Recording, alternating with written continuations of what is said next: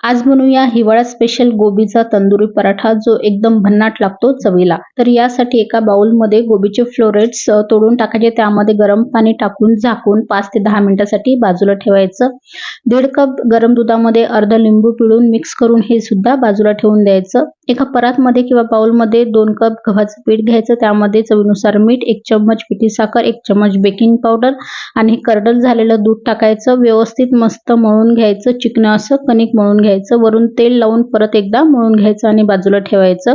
गोबी मळून झालेली, यामधलं पाणी पूर्ण झारून घेतलंय। गोबी किसून घ्यायची अशा प्रकारे। आता यामध्ये ग्रेट केलेलं आलं, हिरवी मिरची, पातीचा कांदा चिरलेला, बारीक चिरलेलं हिरवं कोथिंबीर, हळद, धनिया पावडर, जिरं पावडर, चिली फ्लेक्स, चवीनुसार मीठ, चाट मसाला आणि सगळ्यात महत्त्वाचं म्हणजे या शेवला असं बारीक करून टाकायचं। या जागी तुम्ही फरसाण किंवा बुंदी सुद्धा वापरू शकता।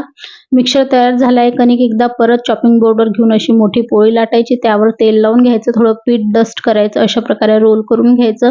रोलच्या साईड सील करून अशा तुकड्यामध्ये कापून घ्यायची, याची पारी बनवायची। यामध्ये जे आपण फिलिंग तयार केलेलं आहे ते फिलिंग घालायचं, व्यवस्थित पॅक करायचं आणि वरून थोडं पीठ डस्ट करून कोथिंबीर, हिरवी मिरची लावून थोडा जाडसर असा पराठा लाटून घ्यायचा।